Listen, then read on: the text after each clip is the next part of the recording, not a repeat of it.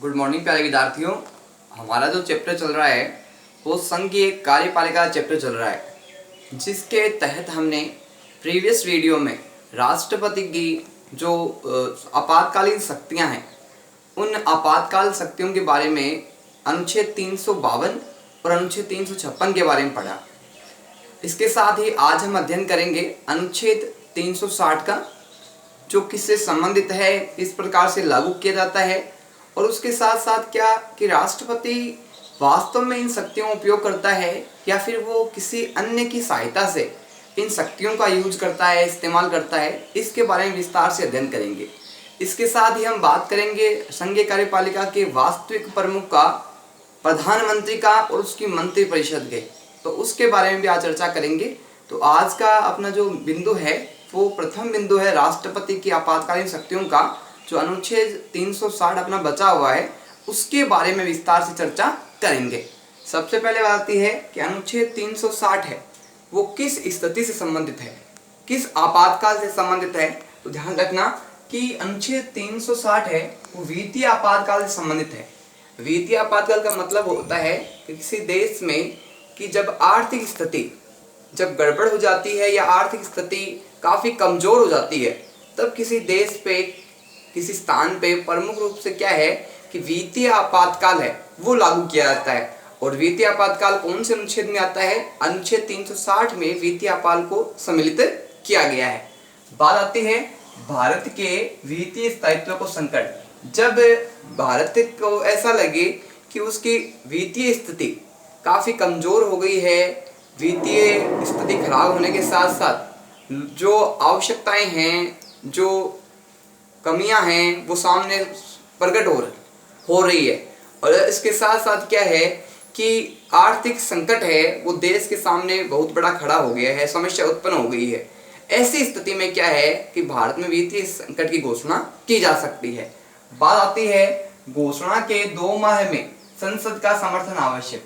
जब ऐसी स्थिति उत्पन्न हो जाती है और ऐसी उद्घोषणा है वो राष्ट्रपति कर देता है, तो उसके क्या है 2 माह के अंतर्गत संसद का समर्थन आवश्यक है। संसद का समर्थन का मतलब यहाँ बात है कि लोकसभा और राज्यसभा दोनों सदनों का समर्थन मिलने के बाद में क्या है इस आपातकाल को लागू रखा जा सकता है, आपातकाल को आगे बढ़ाया जा सकता है। बात आती है वित्तीय आपातकाल की स्थिति में सभी अधिकारियों के वेतन में कटौती। अगर किसी देश में वित्तीय आपातकाल लागू हो जाता है, या मान लो भारत में ही वित्तीय आपातकाल लागू हो जाता है, जैसे हम वर्तमान स्थिति को देखने को मिल रही है, तो ऐसी स्थिति में क्या होता है कि सरकारी कर्मचारियों के जो वेतन है उसमें कटौती कर दी जाती है। जब तक ये स्थिति चलती रहती है तब तक देश की आर्थिक स्थिति में सुधार नहीं आ जाए, चाहे वो प्रधानमंत्री हो, चाहे वो राष्ट्रपति हो, चाहे वो न्यायाधीश हो, कोई भी हो सरकारी कर्मचारी, उन सभी के वेतन में कटौती कर दी जाती है, ताकि उस कटौती के द्वारा जो कुछ भरपाई हो सके उसको यूज है वो ऐसी जगह पे किया जा सके जिनको पूर्णतः क्या है आर्थिक रूप से ज़रूरत की मदद की आवश्यकता है। तो इन पैसों का इस्तेमाल ऐसी जगह पे किया जाता है जहाँ जिन लोगों की बहुत ज़्यादा मदद की आवश्यकता है, बहुत ज़्यादा उनकी स्थिति कमज़ोर हो गई है। तो ऐसी स्थिति में क्या है, एक प्रकार से वित्तीय आपातकाल ऐसी स्थिति उत्पन्न करता है जिसमें वेतन में कटौती भी सरकारी कर्मचारियों में की जा सकती है, और आवश्यकता के अनुसार क्या है कि उन पैसों को अलग अलग स्थानों पे उनका यूज किया जाता है। बात आती है राष्ट्रपति को सामान्य काल व आपातकाल में व्यापक शक्तियां प्राप्त। इस प्रकार स्पष्ट होता है कि राष्ट्रपति को 2 प्रकार की शक्तियां मिली हुई है। कौन कौन सी? सामान्यकालीन शक्तियां और आपातकालीन शक्तियां। आपातकालीन शक्तियों को हम क्या कह सकते हैं? संकटकालीन शक्तियां भी कह सकते हैं। ये दोनों शक्तियां राष्ट्रपति को क्या है व्यापक शक्तियां, व्यापक समर्थन, व्यापक मजबूती प्रदान करती है। बात आती है आगे कि राष्ट्रपति इन शक्तियों का वास्तविक उपयोग करता नहीं। अब सबसे बड़ी प्रमुख बात यहाँ आती है कि राष्ट्रपति है, राष्ट्रपति को ये शक्तियाँ दी गई है संघीय कार्यपालिका की, लेकिन वो इन शक्तियों का उपयोग करता नहीं है, वास्तव में वो इन शक्तियों का उपयोग नहीं करता। तो जब वो वास्तव में इन शक्तियों का उपयोग नहीं करता तो किसके माध्यम से या कौन उसकी शक्तियों का वास्तविक उपयोग करता है, इसके बारे में विस्तार से हम चर्चा करेंगे।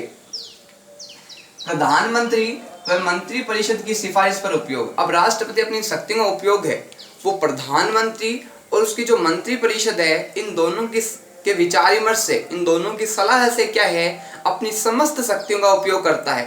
तो इस प्रकार स्पष्ट होता है कि राष्ट्रपति है वो संघीय कार्यपालिका का नाममात्र का प्रधान है, न कि वास्तविक प्रधान है। शक्तियां उसको प्रदान की गई है संविधान के द्वारा, लेकिन वो शक्तियों का उपयोग अपने विवेक से स्वयं नहीं कर सकता, वो अपने अधीनस्थ अधिकारियों के माध्यम से इन शक्तियों का प्रयोग करेगा। बात आती है राष्ट्रपति राष्ट्राध्यक्ष होकर सम्मान का प्रतीक। अब राष्ट्रपति राष्ट्र का अध्यक्ष होने के कारण क्या है, एक प्रकार से कहा जाए तो वो सम्मान का प्रतीक है, गरिमा का प्रतीक है। तो एक प्रकार से राष्ट्रपति है वो क्या है, राष्ट्र का अध्यक्ष होने के नाते शक्तियां उसको नाममात्र की मिली हुई है, लेकिन उसका जो पद है वो गरिमा का और सम्मान का पद बताया गया है। देश का प्रथम व्यक्ति है वो राष्ट्रपति माना जाता है।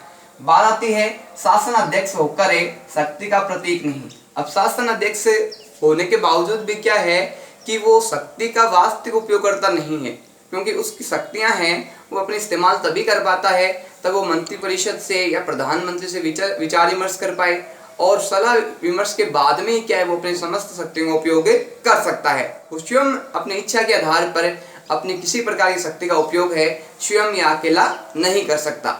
बात आती है प्रधानमंत्री की स्थिति एवं कार्य। हम बात करते हैं कि वास्तविक शक्तियां हैं जो संघीय कार्यपालिका की, वो किसके पास है, किस प्रकार से इनका उपयोग होता है और किस प्रकार प्रधानमंत्री की भूमिका है, इसके बारे में हम विस्तार से चर्चा करेंगे।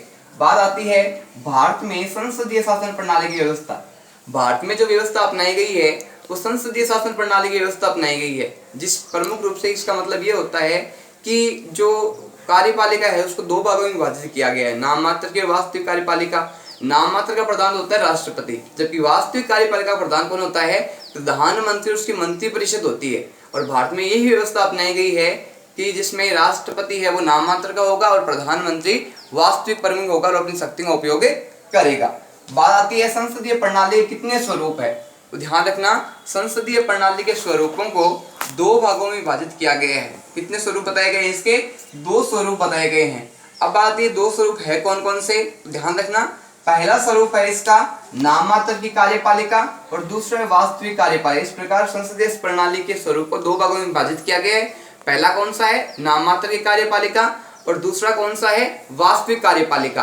अब हम बात करते हैं आगे अनुच्छेद 53 के अनुसार कि जो शक्तियां हैं वो किसके पास होती है और किस प्रकार से इन शक्तियों का इस्तेमाल किया जाता है। ध्यान रखना अनुच्छेद 53 के अनुसार संघ की कार्यकारी शक्तियां हैं वो राष्ट्रपति के पास होगी, यानी संघ की जो कार्यकारी शक्तियां हैं, प्रमुख जो शक्तियां हैं वो किसके पास होगी, राष्ट्रपति के पास होगी। अब बात आती है स्वयं व अधीनस्थ अधिकारियों के माध्यम से प्रयोग।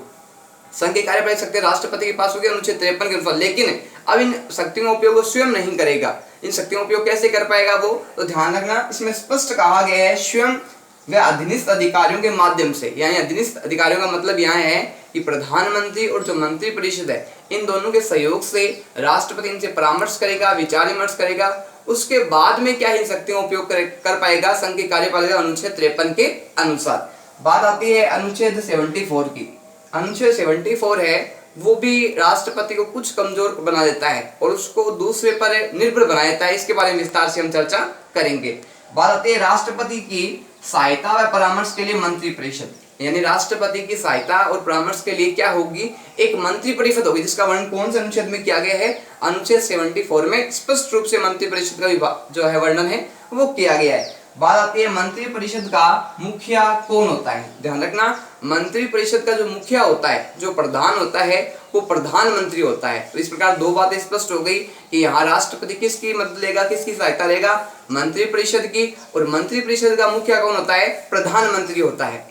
बात आती है राष्ट्रपति मंत्रिपरिषद की सलाह पर कार्य करेगा। राष्ट्रपति है वो किसकी सलाह पे यहाँ कार्य करेगा, अनुच्छेद 74 के अनुसार राष्ट्रपति अपने समस्त कार्यों के लिए प्रमुख रूप से किस पे निर्भर रहता है, मंत्रिपरिषद पर निर्भर करता है, और मंत्रिपरिषद की सलाह पे क्या है वो अपने विभाग के प्रत्येक कार्य को करेगा।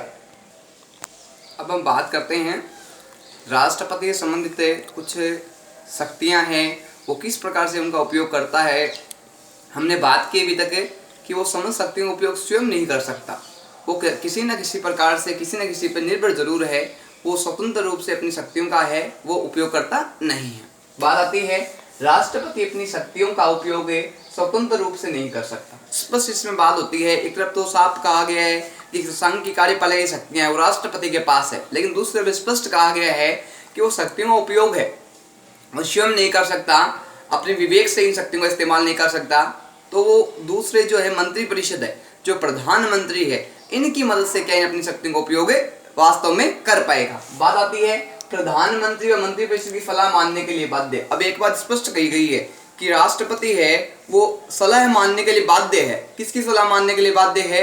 मंत्री परिषद है, और मंत्री परिषद का जो प्रधान होता है प्रधानमंत्री, इन दोनों की सलाह मानने के लिए बाध्य है। इनकी सलाह को वो इग्नोर नहीं कर सकता, दरकिनार नहीं कर सकता, इनकी बातों को सुनना पड़ेगा, उसके आधार पे समझना पड़ेगा, उसके आधार पे बाद में कार्य उसको करना पड़ेगा। बात आती है भारतीय संसदीय प्रणाली आधारित है। बात आती है कि भारतीय संसदीय प्रणाली है वो कौन सी व्यवस्था पे आधारित है और किस देश से प्रेरित है। ध्यान रखना, ये जो प्रणाली है वेस्ट मिनिस्टर प्रणाली पर आधारित है, वेस्ट मिनिस्टर प्रणाली पर ही आधारित है। और ये प्रणाली कहाँ से ली गई है? तो ध्यान रखना, ब्रिटिश मॉडल पे आधारित है। तो भारतीय संसदीय प्रणाली किस पे आधारित है? ब्रिटिश मॉडल पे आधारित है, और वहां से इसकी प्रेरणा ली गई है। बात आती है आगे कि समस्त कार्यपालिका की वास्तविक शक्तियों का उपयोग कौन करता है। जो कार्यपालिका है अपने अपने दो प्रकार की संसदीय व्यवस्था बताई गई है, नाम मात्र की और वास्तविक। नाम मात्र का प्रधान तो अपन ने कहा था कि राष्ट्रपति होता है, और वास्तविक प्रधान कौन होता है? वास्तविक प्रधान होता है प्रधानमंत्री। तो इसमें बात कही गई है कि समस्त कार्यपालिका की वास्तविक शक्तियों का उपयोग कौन करेगा? प्रधानमंत्री है वो संघ की वास्तविक कार्यपालिका की समस्त शक्तियों का उपयोग है वो प्रधानमंत्री करता है। बात आती है कि मंत्री परिषद का नेता कौन होता है। ध्यान रखना कि मंत्री परिषद का जो नेता होता है, मंत्री परिषद जो लीडर होता है, मंत्री परिषद जो संगठन करता है वो कौन होता है? प्रधानमंत्री होता है। एक प्रकार से कहा जाए तो प्रधानमंत्री केंद्र में महत्वपूर्ण भूमिका निभाता है मंत्री परिषद के अंतर्गत रहते हुए। बात आती है कि भारत के प्रथम प्रधानमंत्री कौन थे और उनका शासन काल है वो कब से कब तक रहा। तो ध्यान रखना, भारत के प्रथम प्रधानमंत्री है वो पंडित जवाहरलाल नेहरू थे। कौन थे? पंडित जवाहरलाल नेहरू है वो भारत के प्रथम प्रधानमंत्री थे। अब इनका कार्यकाल है काफी लंबा चला, तो इनका कार्यकाल रहा 15 अगस्त 1947 से 27 मई 1964 तक। कब रहा? 1947 से 1964 तक इनका कार्यकाल है, काफी लंबा रहा। किनका? पंडित जवाहरलाल नेहरू का। और ध्यान रखना, पंडित जवाहरलाल नेहरू है भारत के प्रथम प्रधानमंत्री थे। अब बात करते हैं वर्तमान समय की। वर्तमान समय में भारत के प्रधानमंत्री कौन है और उनका कार्यकाल कब प्रारंभ हुआ था, इसके बारे में विस्तार से चर्चा करेंगे। ध्यान रखना कि भारत के वर्तमान प्रधानमंत्री है नरेंद्र दामोदर दास मोदी। कौन है? नरेंद्र दामोदर दास मोदी है वो भारत के वर्तमान प्रधानमंत्री है। अब बात आती है कि इनका जो कार्यकाल है वो कब प्रारंभ हुआ। ध्यान रखना, इनका कार्यकाल है 26 मई 2014 से प्रारंभ हुआ। कब हुआ? 26 मई 2014 से प्रारंभ हुआ। और दूसरी बार क्या है कि ये प्रधानमंत्री पद के लिए चुने गए हैं। बात आती है कि नरेंद्र मोदी है ये भारत के कौन से प्रधानमंत्री है। भारत के कौन से प्रधानमंत्री, यानी कौन से नंबर पे इनका स्थान आता है प्रधानमंत्री के पद पे आसीन होने का। तो ध्यान रखना कि नरेंद्र मोदी भारत के प्रधानमंत्री है, 15वें प्रधानमंत्री है। कौन से प्रधानमंत्री है? 15वें प्रधानमंत्री है, 15वें व्यक्तित्व है जो प्रधानमंत्री पद पे आसीन है, कार्य कर रहे हैं। बात आती है शक्तिशाली प्रधानमंत्री है वो अब तक प्रमुख रूप से सबसे अधिक ताकतवर है, सबसे अधिक तेजवान, सबसे अधिक शक्तिशाली, सबसे अधिक चतुर जो प्रधानमंत्री रहे हैं वो कौन कौन है। ध्यान देना, प्रमुख रूप से जवाहरलाल नेहरू, इंदिरा गांधी और जो नरेंद्र मोदी वर्तमान समय में कार्य कर रहे हैं, ये अपने देश के सबसे अधिक शक्तिशाली, विद्वान, चतुर, तेजवान, ओजवान प्रधानमंत्री है ये रहे हैं। बात आती है कि कम शक्तिशाली प्रधानमंत्री कौन रहे हैं, जिनका व्यक्तित्व अच्छा था लेकिन उनका प्रभाव है वहाँ उस समय नहीं पड़ा, लोग इनसे प्रभावित नहीं हुए, इनकी शासन व्यवस्था में कार्य हुए लेकिन जिस तरीके से होने चाहिए थे उस तरीके से नहीं हुए। तो प्रमुख रूप से HD देवगौड़ा और इंद्र कुमार गुजराल है, ये अपने देश के कम शक्तिशाली प्रधानमंत्रियों की सूची में गिने जाते हैं। बात आती है कि प्रधानमंत्री को संसद का सदस्य होना अनिवार्य है। प्रधानमंत्री है जब बनता है तो उसको संसद का सदस्य होना अनिवार्य है, चाहे वो लोकसभा का सदस्य हो चाहे वो राज्यसभा का सदस्य हो, लेकिन दोनों में से उसको एक सदन का सदस्य होना अनिवार्य है। या जब वो सदस्य बन जाता है यानी प्रधानमंत्री बन जाता है तो अगर वो किसी सदन का सदस्य नहीं है तो उसको कुछ माह के अंतर्गत क्या है कि प्रधानमंत्री को किसी सदन की सदस्यता को प्राप्त करना होगा, और अगर वो सदस्यता प्राप्त नहीं कर पाता है तो उसको अपने पद से त्याग पत्र देना होगा।